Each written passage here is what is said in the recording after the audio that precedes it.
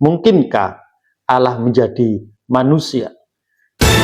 Saudaraku, Nat Kejadian pasal 3 ayat 15 berisi janji prospektif Allah tentang kemenangan akhir atas kejahatan melalui keturunan perempuan. Wow. Setelah manusia jatuh dalam dosa, akibat tipu daya iblis atau akibat tipu daya ular yang pada waktu itu, Allah tidak meninggalkan umat manusia dalam keputusasaan. Buka terang bagi kita, di mana Injil Yohanes dengan pernyataan teologisnya yang mendalam menyatakan kepada kita semua. Pada mulanya, Salam saudaraku yang terkasih di dalam nama Tuhan Yesus, Allah kita yang ajaib.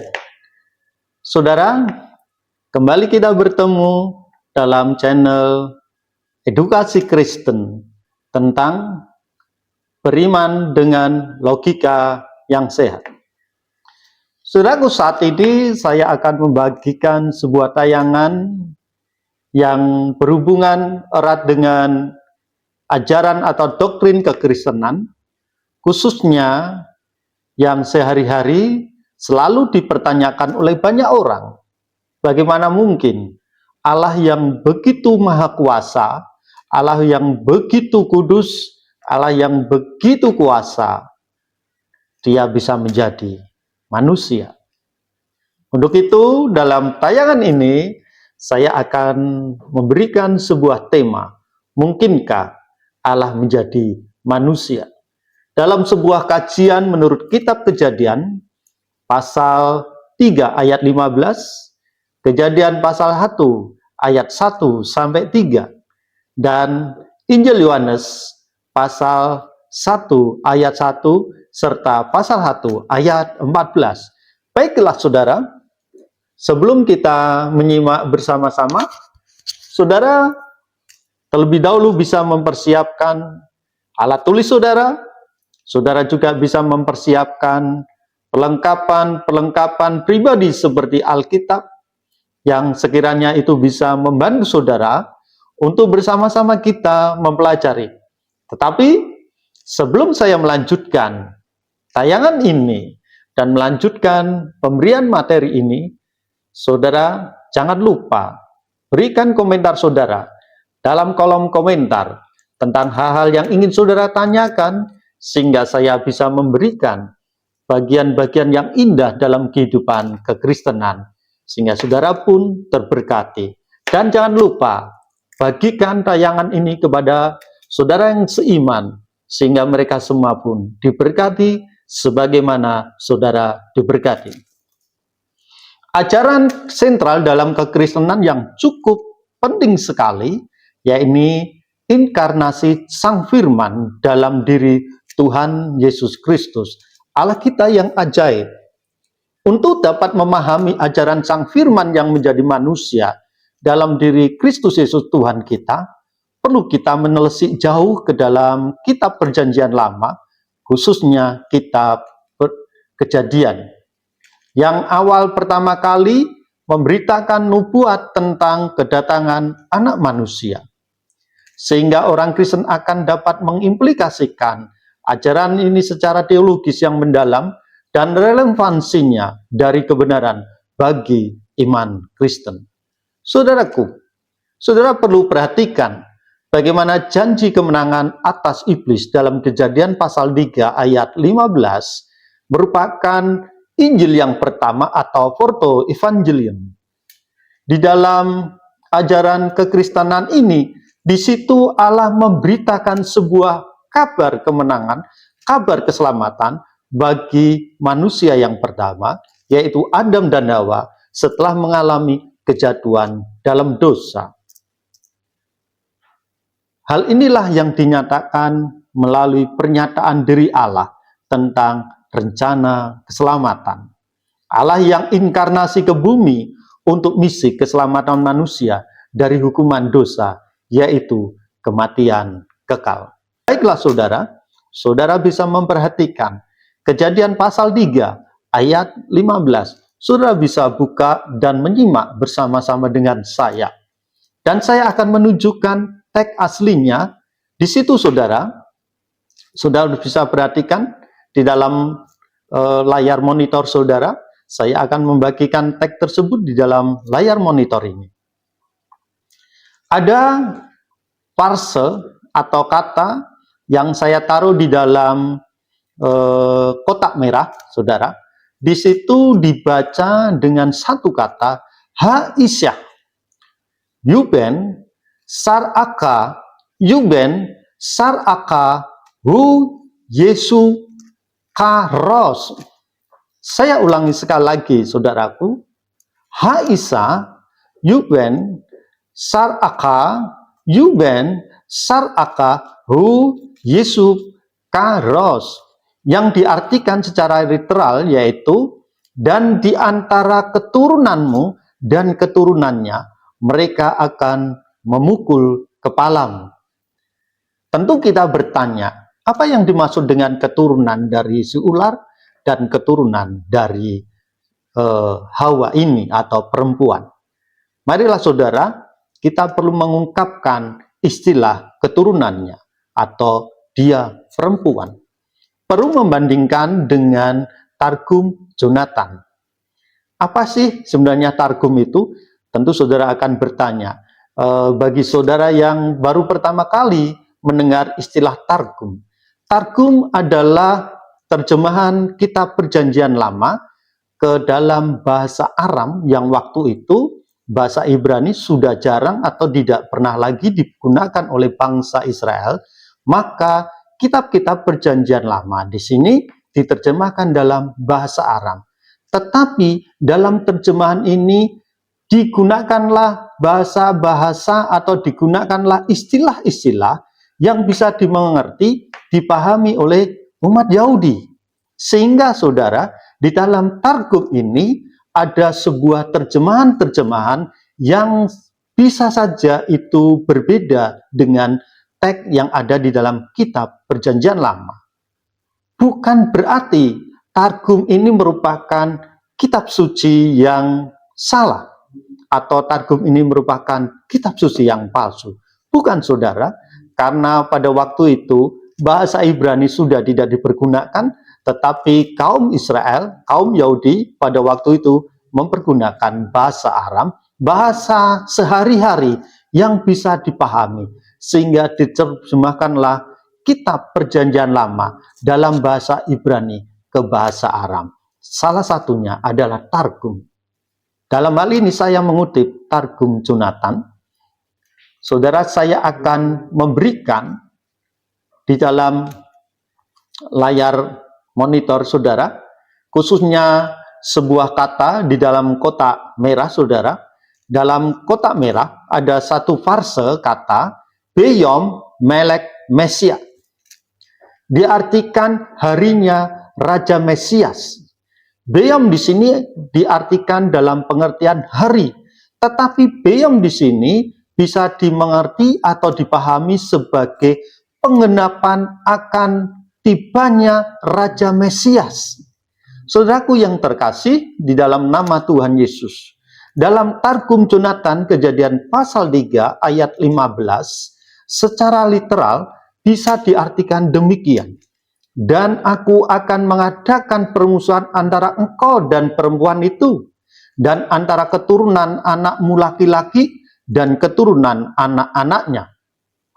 Dan akan terjadi apabila anak-anak perempuan itu mentaati perintah-perintah hukum Taurat, mereka akan siap untuk memukulmu di kepalamu. Tetapi apabila mereka meninggalkan perintah-perintah hukum Taurat, engkau akan siap untuk melukai mereka di tumit mereka. Meskipun demikian, bagi mereka akan ada obat, tetapi bagimu tidak akan ada obat. Dan mereka akan membuat obat untuk tumit pada zaman Raja Mesias atau pada harinya Raja Mesias. Saudaraku, Nat Kejadian pasal 3 ayat 15 berisi janji profetik Allah tentang kemenangan akhir atas kejahatan melalui keturunan perempuan. Setelah manusia jatuh dalam dosa, akibat tipu daya iblis atau akibat tipu daya ular yang pada waktu itu, Allah tidak meninggalkan umat manusia dalam keputusasaan. Artinya, Allah yang menciptakan manusia, Allah ini memiliki tanggung jawab supaya manusia bisa diangkatnya kembali kepada posisinya yang semula. Sebaliknya, ia menjanjikan bahwa akan ada permusuhan antara ular dan perempuan, serta antara keturunan ular dan keturunan perempuan. Keturunan perempuan ini akan meremukkan kepala keturunan dari ular, sementara ular akan mematok tumitnya.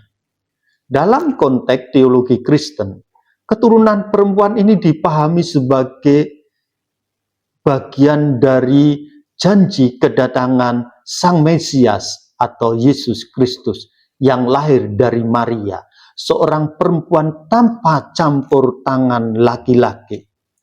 Kemenangan Kristus atas dosa dan maut melalui kematian dan kebangkitannya merupakan penggenapan dari janji ini. Meskipun Kristus menderita, dipatok tumitnya, yang memalahkan iblis secara definitif dengan cara meremukkan kepala ular, membebaskan umat manusia dari perbudakan dosa, dan membuka jalan menuju keselamatan. Janji dalam kitab Kejadian pasal 3 ayat 15 memberikan harapan dan menunjuk pada penebusan yang akan datang melalui firman yang akan menjadi manusia, yaitu dalam pribadi Kristus Yesus Tuhan kita. Lalu bagaimana firman sebagai pencipta dalam Kejadian pasal 1 ayat 1 sampai 3? Jika Kejadian pasal 3 ayat 15 sebagai pekabaran Injil yang pertama, lalu bagaimana kita dapat menyelesaikan suatu kasus firman telah menjadi manusia? Namun sebelum membahas firman menjadi manusia, maka terlebih dahulu dalam pikiran kita perlu dipahamkan tentang konsep metafisika. Saudaraku, firman menjadi manusia tidak akan bisa saudara pahami dalam konsep alam pikir manusia biasa. Kenapa demikian? Hal-hal yang bersifat metafisika tidak dapat disamakan dengan hal yang bersifat jasmani atau fisik, lahiriah. Sebagai contoh, 2 tambah 5 adalah 7. Dan secara konsep pola pikir matematis dan fisika, hal itu adalah pasti. Namun, dalam konsep metafisika, 2 tambah 5 bisa menjadi 5.000 dengan sisa 12 bakul. Tentu ini akan sulit dipahami saudara sebagai kita manusia dengan alam pikir kita yang terbatas. Dengan logika pikir manusia yang tidak bisa menjelajah pola pikir Allah yang begitu luas, yang tidak akan pernah bisa kita jangkau melalui alam pikir manusia yang terbatas. Jika logika berpikirnya telah dikuduskan oleh Tuhan, maka saudara, konsep berpikir firman menjadi manusia atau inkarnasi perlu mempertimbangkan hakikat keberadaan, seperti bagaimana mungkin sesuatu yang bersifat ilahi, tak terbatas, kekal, bisa menjadi manusia terbatas dan fana.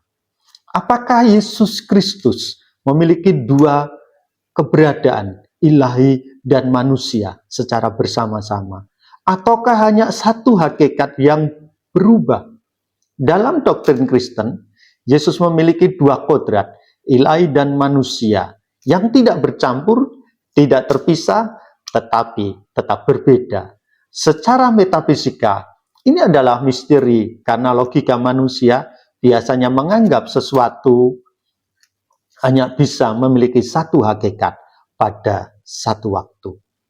Kejadian pasal 1 ayat 1 sampai 2 dimulai dengan pernyataan agung bahwa pada mulanya Allah menciptakan langit dan bumi.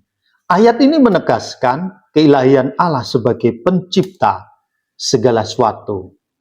Dari ketiadaan menjadi ada.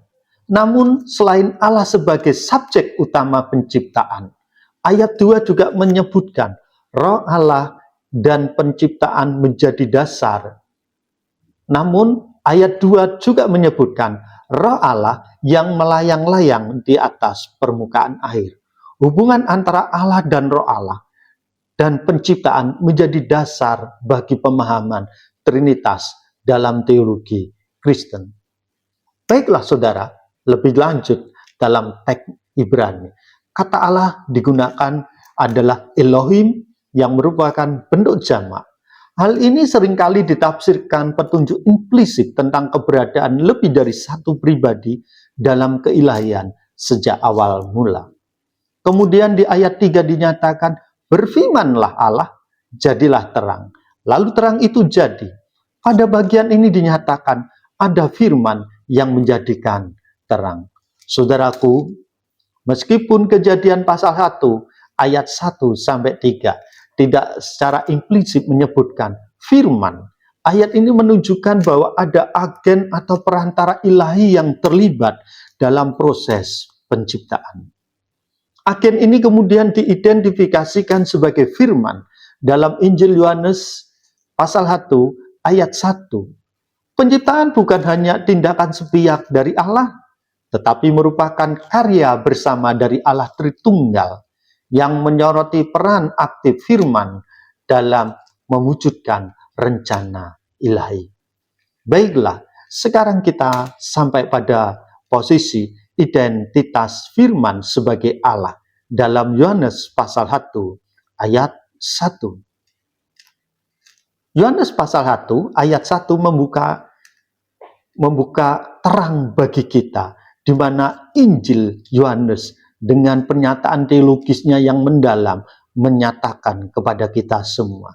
Pada mulanya adalah firman. Firman itu bersama-sama dengan Allah dan firman itu adalah Allah. Ayat ini secara implisit mengidentifikasikan firman dalam teks Yunani Logos sebagai pribadi yang kekal, yang sudah ada pada mulanya, sebelum segala sesuatu diciptakan. Dalam teks terjemahan kitab Pesita sebagai berikut, saya akan memberikan teksnya dalam layar monitor. Kira-kira terjemahannya sebagai berikut, saudara. Pada mulanya ada Milta atau firman, dan dia, Milta atau firman, bersama dengan Allah. Dan Allah sendiri adalah Milta atau firman.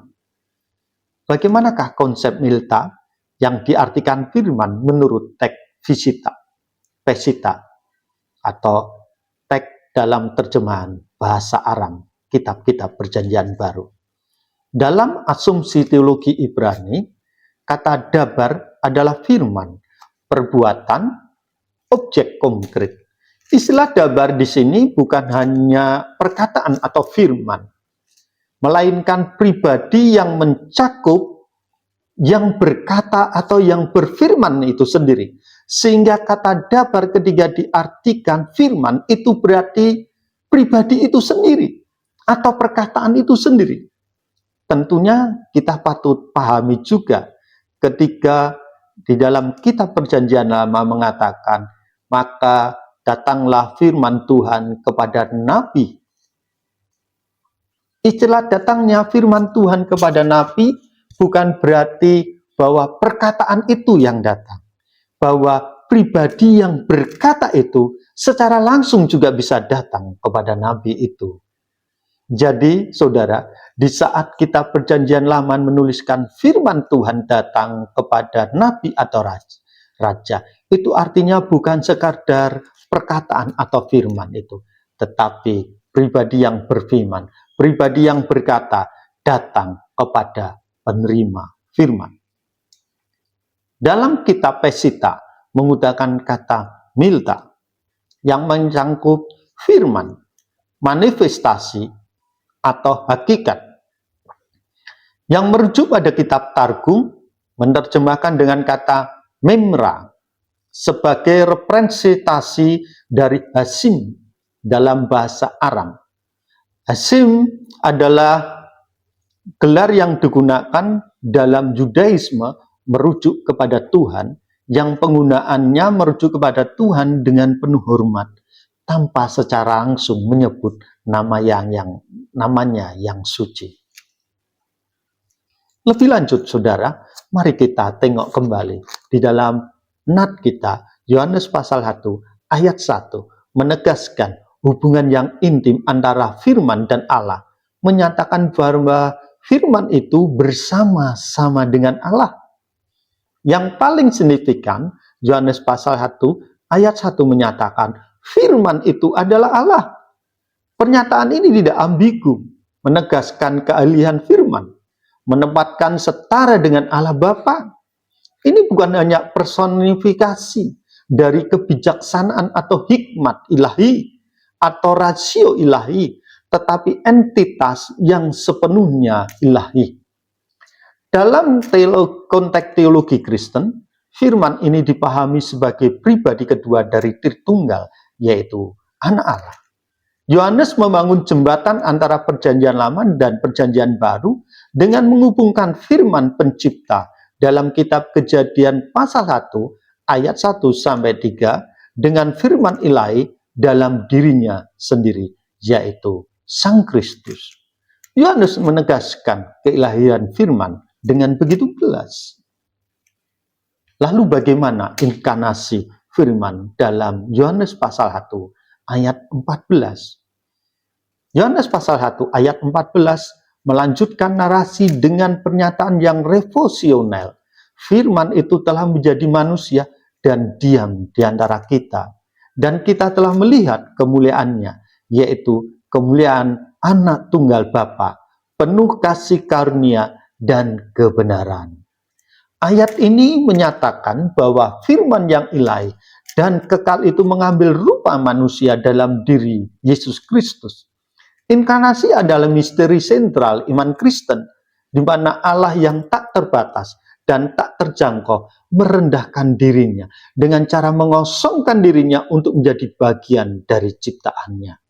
Dalam kitab Pesita dituliskan demikian, saudaraku, dan Milta menjadi daging dan diam di antara kita, dan kita telah melihat kemuliaannya sebagai kemuliaan dari Dia yang unik, yang berasal dari Sang Bapa, yang penuh dengan rahmat dan kebenaran. Pribadi Sang Firman telah menjadi daging dalam pribadi Kristus Yesus Tuhan kita. Tidak dapat dipahami dengan logika manusia pada umumnya, dikarenakan keunikan inkarnasi Kristus itu sendiri. Baiklah saudara, di situ ada istilah the unique one di dalam terjemahan kitab Pesita, khususnya Yohanes pasal 1 ayat 14. The unique one, yang harusnya dipahami dengan pengertian satu-satunya yang unik. Kata unik sendiri adalah unik, khas, istimewa, tersendiri, atau tunggal. Kata unik ini dapat diartikan sebagai tidak ada yang setara atau yang sejenis, tidak ada bandingannya, dan ada sebagai satu-satunya. Oleh karena hal inilah pemahaman Sang Firman yang menjadi manusia tidak dapat diterima secara logika manusia biasa, dikarenakan hal ini bersifat metafisika. Yohanes menekankan bahwa inkarnasi firman tidak kehilangan keilahiannya, tetapi justru menyatakan kemuliaannya sebagai Anak Tunggal Bapa. Kehadiran Yesus di dunia ini merupakan mengungkapkan karakter dan kasih Allah kepada umatnya, yaitu umat manusia. Ia tidak hanya menjadi perantara atau nabi, tetapi Allah sendiri yang hadir secara pribadi, diam di antara kita, menunjukkan identifikasi penuh dengan umat manusia, berbagi kehidupan dengan kita, mengalami penderitaan sebagaimana yang kita alami. Melalui inkarnasi, firman yang menjadi manusia menyediakan jalan bagi pemulihan hubungan antara Allah dan manusia, menawarkan kasih karunia dan kebenaran kepada semua orang yang percaya. Baiklah saudara, kita sampai pada akhir dalam pembahasan kita, yaitu kesimpulan. Dari janji kemenangan atas iblis dalam kitab Kejadian pasal 3 ayat 15 hingga pernyataan agung tentang inkarnasi dalam Yohanes pasal 1 ayat 14. Alkitab menyingkapkan misteri firman yang menjadi manusia dalam diri Yesus Kristus. Kejadian pasal 1 ayat 1 sampai 3 meletakkan dasar dengan memperkenalkan firman sebagai Allah yang telah menciptakan segala sesuatu. Sementara Yohanes pasal 1 ayat 1 menegaskan keilahian firman dan hubungannya dengan Allah. Sementara Yohanes pasal 1 ayat 1 menegaskan firman dan hubungannya dengan Allah. Puncak dari narasi ini adalah inkarnasi dalam Yohanes pasal 1 ayat 14, di mana firman mengambil rupa manusia dalam diri Yesus Kristus, menyatakan kemuliaan Allah dan menawarkan keselamatan kepada dunia. Pemahaman akan kebenaran ini merupakan fondasi penting dan fondasi yang kuat bagi iman Kristen, yang menuntun kita untuk senantiasa setia dalam mengikuti Yesus Kristus sebagai Tuhan dan Juru Selamat kita yang hidup. Demikian saudara yang bisa saya bagikan. Jikalau saudara merasa terberkati dan saudara memiliki pemahaman yang lain, saudara bisa bagikan dalam kolom komentar. Dan jangan lupa bagikan kepada saudara yang seiman, supaya mereka pun diberkati sebagaimana saudara diberkati saat ini. Tuhan Yesus memberkati.